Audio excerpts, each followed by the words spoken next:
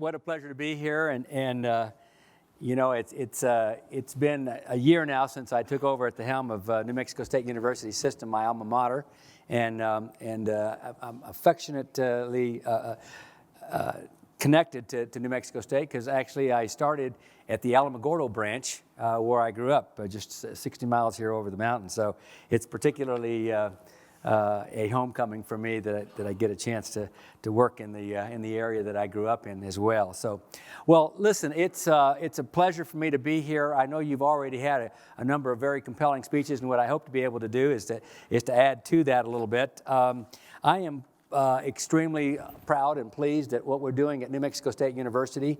Hopefully is having an impact in the region, and I'm quite confident that over time we'll have a much bigger impact in the areas of commercialization of space and a variety of other things. What I thought I'd do this afternoon is start with a little bit of what we've done our first year, and then talk a little bit about some of the things that are going on at the university that are relevant to the topics that are being discussed here in this symposium. So I'll start with, New Mexico State is a land grant, space grant university that is Hispanic serving. The mission of a land grant university is to do the instruction, the research, and the outreach for the communities in which they reside. Of course, that's the state of New Mexico for us. And so we're very focused on those things that relate to our demographic and our population. And so as we were thinking about what should our strategy be as we go forward into this next era of complexity in the marketplace and a variety of things that I think are important to an institution of higher education, we focused on the idea that we are an institution who should be about meeting the needs of the local communities, and specifically what that means for us is meeting the needs of low-income, underserved rural populations, all while not compromising on the excellence of our research. So we start with with our vision statement that really has social mobility at its core, that really is about student success and making sure that we're meeting students where they are. This is one of the biggest issues I think that the nation faces, is the disappearing middle class. And so if we as an institution of higher learning can really address that issue, it's I think something where we can have an impact. And if you look at the opportunities that present themselves, New Mexico is one of those areas particularly challenged, so we thought we would take that on head on. Again, all the while not compromising on the excellence of our research. In this graphic, I've got values that drive us, and that's where you get to the LEADS, L-E-A-D-S, leadership, excellence, access, diversity, inclusion, and student-centric. All right, so in the context of our planning, we came up with 4 primary goals, and everything that we will do going forward, starting with the implementation now of our strategy, is really focused on these 4 goals. First of those is student success, and you see there in the color code the 4 KPIs, key performance indicators that we care about: enrollment, completion, net price, social mobility. Goal 2 is elevating research and creativity. There we care about how much research that we draw and attract, both in the sciences and in the non-sciences. If you're going to be a robust R1 institution, Carnegie designation, you have to be robust in the sense that you have to have doctoral programs, postdocs, and awards in the areas that are not just technology and education, technology and science, but also in the humanities, in some of the social sciences and other disciplines that allow us to create a very robust opportunity for students. Outreach, of course, we're an ag college, and so we have agricultural extension stations. We have 33 of those all around the state. We have 12 science centers. We have 4 community colleges. We really do cover the entire spectrum of New Mexico, and so we all want to make sure that we use that platform as one where we can really touch and reach a lot more students and communities, again, in which we serve. And then rounding all that out is this notion of being efficient, being effective, providing greater impact for the communities that we serve. Now, if we think about this and you roll those all up into kind of one diagram, this is the one that we kind of come up with. And in the sweet spot of these 3 or 4 now major goals that overarch all that we do, the key point of this is that at the center of this are global grand challenges that provide us a platform on which we can do leading edge research but with local implications. So in other words, we want to be part of economic development. We want to be part of how can we have greater impact in the state of New Mexico, and the way we do that is looking at these global challenges with local implications. And if you read the fine print there, it's really about education, the education ecosystem. It's about critical infrastructure needs. It's, we are down here on the border, so we like the idea of being very, very attentive to border issues, and we like the notion of creating healthy borders, opposite the narrative that you normally get exposed to in the media.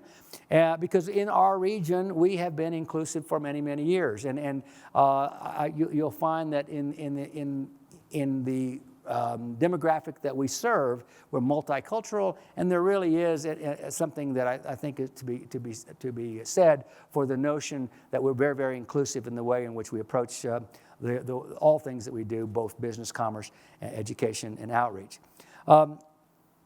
Closely among all of these things is the notion of economic development. Economic development is at the core of helping the state pull out of some of the economic woes that it currently faces. It's great that we have oil and gas in the southeastern part of the state because it provides us the revenues to do the things that we need to do. But at the end of the day, we need to diversify our economy. You hear the governor and the legislators speak about this almost everywhere you go. Very clear about the economic development is to build on the platforms that we already have. If you're down in the Santa Teresa area, we're really heavy in logistics and manufacturing. This is a staging area for this tremendous economic engine that happens on the other side of the border. So we want to be very active in that. Commercialization and space flight, which is what this conference is about, is a key piece of our go-forward strategy because we have spaceport, we have White Sands Missile Range, we work with NASA, we have the national labs. These are all parts of an ecosystem that can really add to the capabilities, I think, for commercialization of space. Obviously, now, national security, the state's made a fairly significant investment in creative media. And people kind of say, like, scratch their head, what is about this business about creative media? Well, what I've learned over many, many years, certainly when I was at the science board, and I chaired the science board for 4 years, one of the things that you need to do if you want to reach hearts and minds is to tell stories. And the way you actually, I think, create an opportunity for people to connect with what you do and what's important and what's valuable is to demonstrate that in a creative media sort of outreach. And that has actually turned out, I think, to be a very important part of where we will be going in the future. Of course, health science and healthcare of all kinds are big in our region, as is agriculture, and these all round out those strategic imperatives that we have. So I've asked our colleges to give me a few little highlights of what they do in the various colleges that relate to the themes of this conference. And here's just a few of those. It's a little bit of a potpourri of things, but in our arts and sciences colleges, we are essentially researching and designing ways in which to improve people's life through the interaction with robots. So we have enhancing robots' abilities to interact and improve the efficiency of the ease of human interaction, and I think that's an important part of one of our major topics in arts and sciences. We also have been actively involved in the analysis of chemical constituents in the spacecrafts, and specifically on the International Space Station, where we're actually doing some things there that I think are quite important for the monitoring for health and safety of our astronauts and others, and looking at all kinds of constituents in the environment on the spacecraft that allows us to make sure that our astronauts stay well and are safe and healthy. In the area of life sciences, in our Serrano lab, we are studying the impact of reduced gravity upon space travel and the space and brain health. So there's a good connection there. And then one of my favorites is we're actually monitoring space weather in our Dunn telescope up.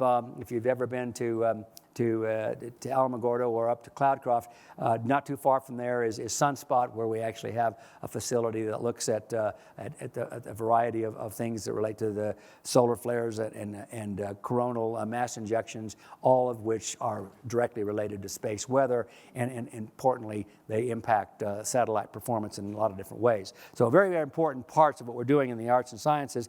And in addition, there's actually a fairly significant effort going on in cybersecurity across many different disciplines, but obviously important for anything that relates to space and for that matter, all kinds of our critical infrastructures that go with it. So we've got a lot of programs that we're developing. We actually are putting in place a new Bachelor of Science programs in cybersecurity. That'll start, it's a fairly new program. It'll start in the fall of 2020. So we're very excited about all the various things that we do. And then we have a number of competitions and clubs that are relating to cybersecurity. We're very, very pleased with the amount of attention that that's getting. Plus, it's also a state initiative, which we are collaborating with both University of New Mexico and New Mexico Tech and Socorro, who's the lead lab on things that relate to cyber. Going on, we also have a number of things going on in our College of Engineering. So we have a program that is really developing hardware and control algorithms for autonomous alignment between various operations between satellites that are in near proximity to one another. A very important part of, I think, of making sure that we are contributing in a positive way to the additional work that's going on, low Earth orbit and otherwise. We have a virtual telescope for X-ray observation effort as well, imaging a satellite system with advanced resolutions, in this case, improving the state of the art by at least an order of magnitude. So we're very excited about that. We have an ionospheric neutron content analyzer that is really demonstrating the next generation of neutron detectors. It's my Sandia technology coming out there. Neutron detectors to evaluate space weather risks to satellites and other objects that we're concerned with. And then we have essentially a waste management education research consortium effort that really relates to reaching out to students and designing various kinds of competitions that allow us, in fact, in particular, reducing ethanol and methanol levels in the International Space Station. So we've got work that's going on, I think, very relevant to things that are going on in the commercialization of space effort. Very recently, we were given an assignment by the New Mexico Department of Environmental of the Environment, NMED.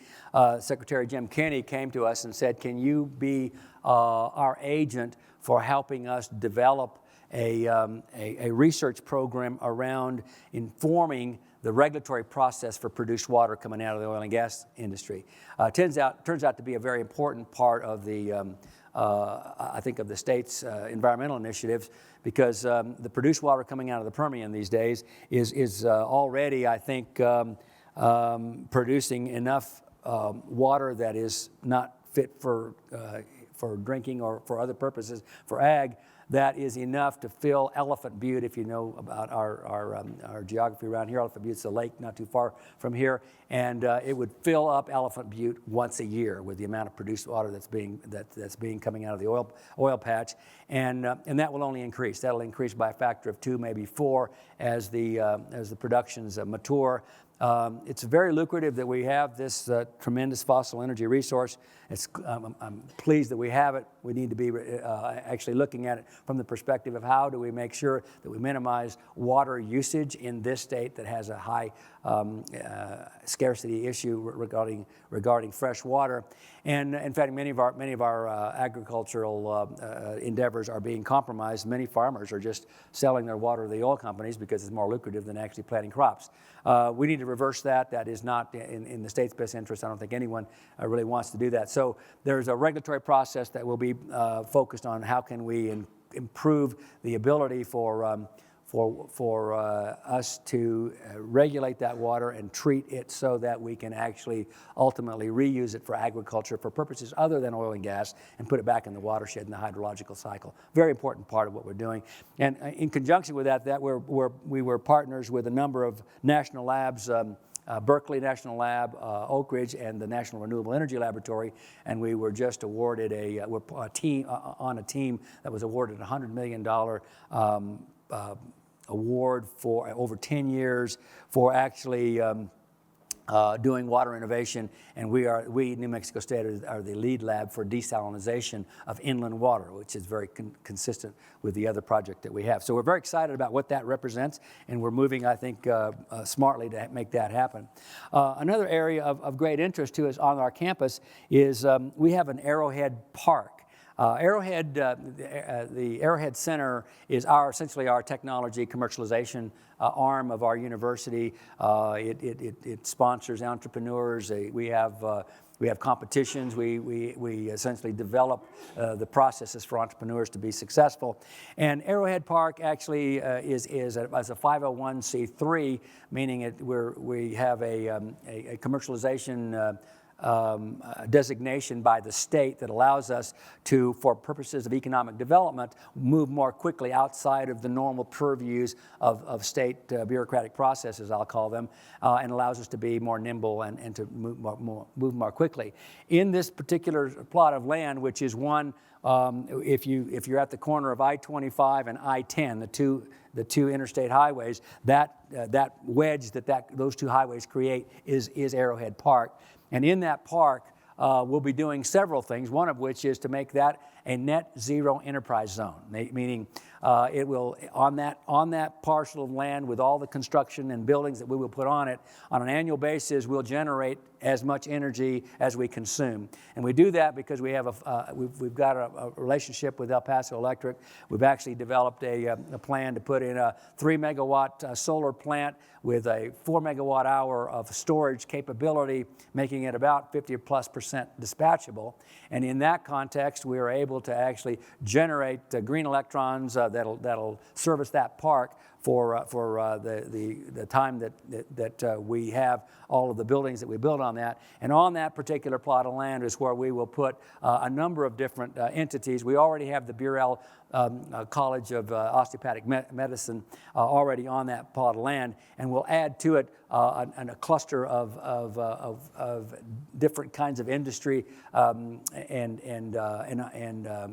new startups that will be part of a health care environment. We've got another one that's kind of designated for the creative media part. We've got a film studio that we're partnering with the city of city of Las Cruces on, and we're adding another creative media building that'll go along with that. And then we've got another one that's kind of more national security and space and aerospace sort of approach, all kind of wired together with our energy effort, our sustainability efforts. So it's one that we feel very, very pleased about because it'll be a living lab of sorts. We'll be able to do things with our students and our faculty that'll give us a great opportunity, I think, to educate the next generation of scientists and professionals in these various careers, as well as having it be one that can inform public policy, and specifically as we make a transition, I think, relative to the state's strategic objectives. So we also are continuing to work, we're a land-grant college. Our primary core technology or core capabilities are around agriculture. We are the Ag College. That's why we call ourselves the Aggies. At the same time, there is a lot of high tech going on in agriculture, and there's a tremendous amount of effort that relates to, and we just hosted the director of the National Institute for Food and Agriculture, Dr. Scott Engel. And it turns out that as we hosted him around and he looked at all the things that we were doing, he goes, I've got a vision for AI for Agriculture Center. So we've put together a white paper that they've are evaluating now, and we're focused on how can we create something that relates to high tech for agriculture. Some of the key elements of that particular white paper are on this slide. The optimization of obviously land utilization, looking at, this is to help farmers and ranchers to actually manage their crops and their cattle better, and to do things that ultimately relate to higher efficiency, but also to more productivity. And I think it'll be a big boon to agriculture and the value add that we intend to have with that going forward. I'll end with kind of one of my favorite parts of the university, and that's our physical sciences laboratory. The PSL was created, gosh, to support early space research many years ago. When I was a student here, literally 50 years ago, there were 400 co-ops at PSL. They were tracking satellites all over the world. They were doing all kinds of great work. Amazing work that this, and they do classified work for the DOD. They do work for NASA. They do a variety of other things. We've had 70 years of history with this particular institution, and it still is a very prominent part of our university. I think in recent times it's declined in terms of overall its impact in the area, and we've kind of hit the reset button. We've got a new director, a former vice president at Sandia National Lab, good friend of ours that was also a student here at NMSU many years ago. Jim Chavez, he'll be leading that institution, and we're putting a lot of things back in place that we had in previous times. The last slide is really a little bit of what PSL allows us to do these days. Let's see, I'll go to the next one here. So we do a variety of things, which has everything from telemetry and launch support, modern electronics in the battlefield. We've got a relationship with Sandia, one we're developing with Los Alamos. We've got a presence of Sandia in that facility for student interns. Our vision is that over time, what we'll be able to do is start students at the sophomore level, and by the time they get to a senior, we'll already start the notion of getting a security clearance for them, and they will graduate with a degree in engineering relevant to the things that the aerospace industry and the national security industry wants, and they'll have a security clearance at the same time. And I know that's a big deal for certainly for aerospace that works for the government. It takes many months these days to try to get a security clearance. So that's one of the main elements that I think that we can do on that particular facility, and then connect that better to the mission objectives of many of our clients that relate to aerospace as well as the national labs. So I will end there and just say it's great to be here with you. I'm excited by the things that New Mexico State University is able to do, and we will be doing a lot more of this kind of work in the future, and our expectation is we'll continue to partner with many of you in the audience. And so we've got a number of folks that are here representing the university, and if you can't talk to me, I'm sure they will be willing to talk to you for sure. Very pleased to be here, and thank you for the opportunity to come and speak. Thank you.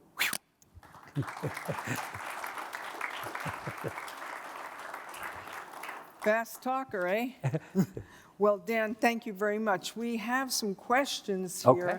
We have a social Q&A tool that, there it is over there. So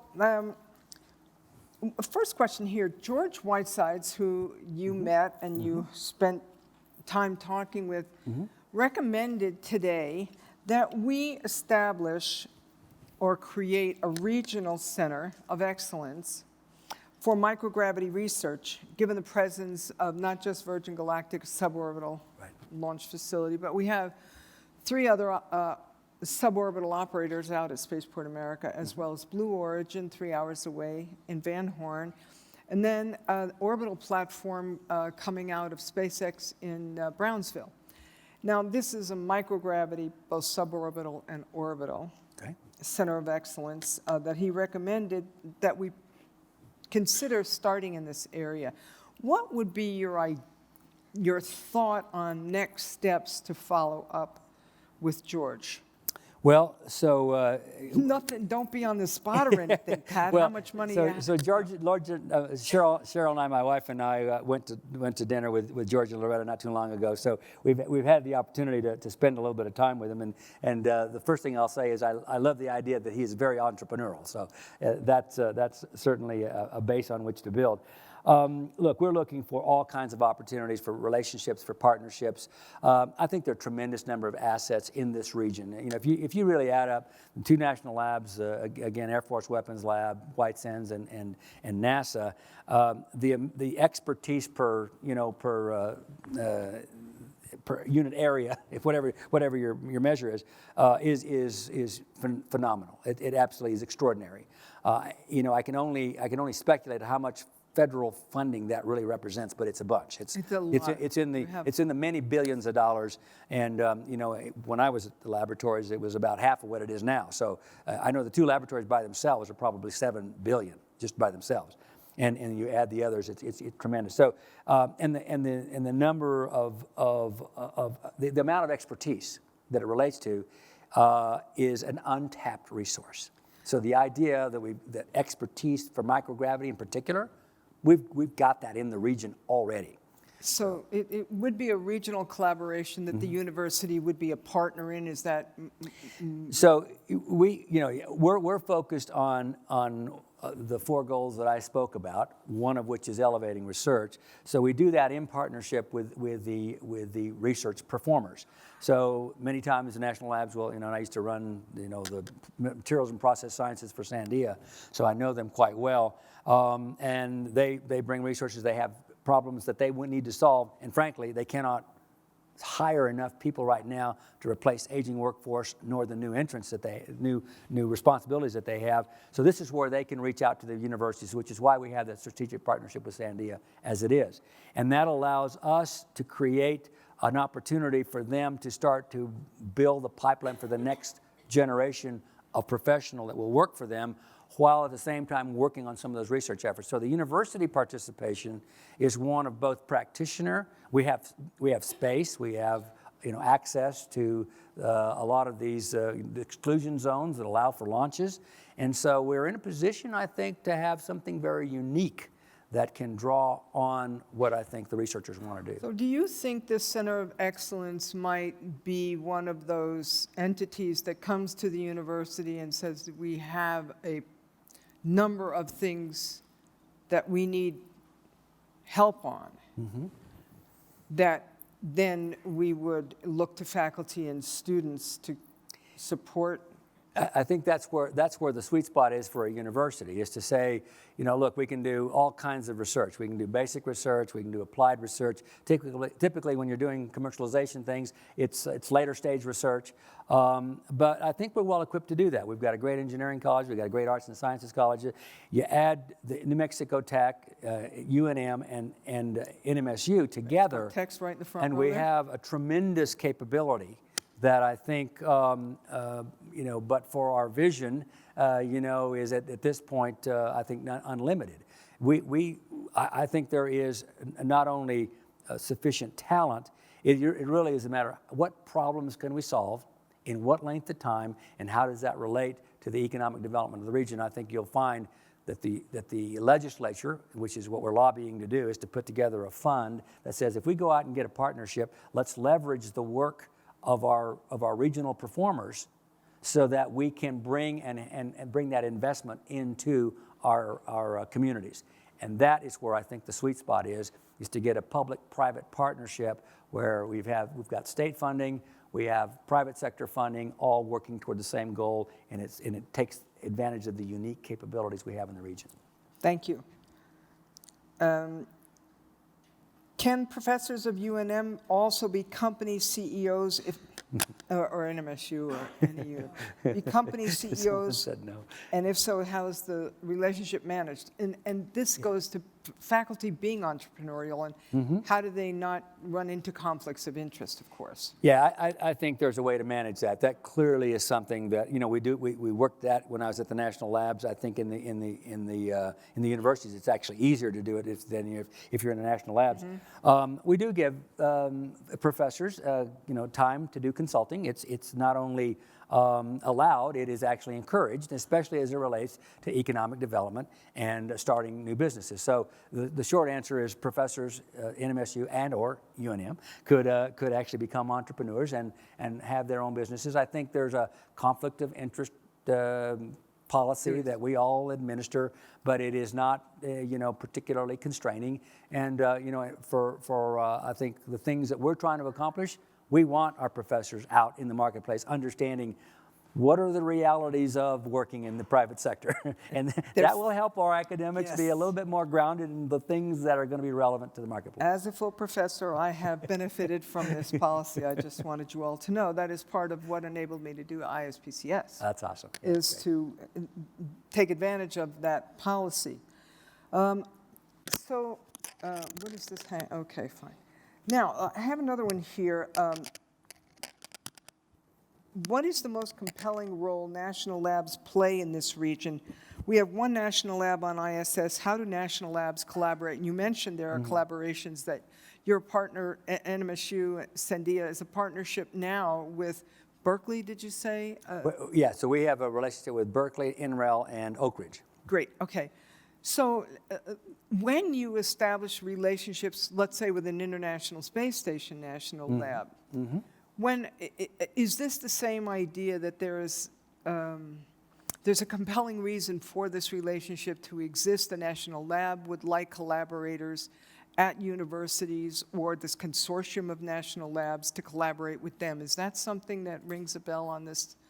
Yes, so I think, again, agencies, whether they be the Department of Energy, NASA, Department of Ag, all of them have research arms, and those research arms allow you to form essentially a collaboration. So the big water initiative that we won, the National Alliance for Water Innovation, was a competition. And so you had those 3 national labs leading it, and there must be 20 different universities that are part of that. They all pulled a proposal together, and they competed against another team, of which University up north was a part. But whoever wins actually gets the opportunity to manage that research program and projects. It doesn't preclude others from participating, but it gives you an inside track. So in that case, when we competed for that, we get to be the lead university, in this case, for inland desalination, and it gives us a leg up. We competed nationally to run the FAA Center of Excellence for Commercial Space Transportation, and we won the lead administrative role in that. So now what I'm getting from just these 3 topics that we covered, we have to think bigger. Yes, yes. Oh, great. Agreed. Agreed. But it is, with New Mexico governor proposing free tuition, will this really benefit students or hurt them after graduation through excessive taxation? That question will take more than 30 seconds, which is all we have left. Okay, never mind. But I can tell you this. I am actually appointed by the governor to be the Higher Education Advisory Board I'm the vice chair of that board, whose role it is to do the evaluation and investigation on what is the right way to essentially administer what they call now the opportunity grant. And in order to do that, I think the devil is always in the detail, as they like to say. This is especially true in this case. There's a way to do that so that students can benefit, and I think the state as a whole would find a great value. There are ways to do that where there would be unintended consequences. So right now, I think we're in evaluation stage of what is the art of the possible. Let's do the due diligence. Let's do the rigor of analysis that's required, and then I'll have a better answer to you as to what's possible, and hopefully the decision makers in the sense will take that information and make wise decisions. As the administrator of millions of dollars of NASA scholarship and fellowship money over years of being Space Grant and NASA EPSCoR director, there are unintended consequences if you don't do that due diligence. Thank you, Doctor. Appreciate it. Thank you, Doctor. Yeah.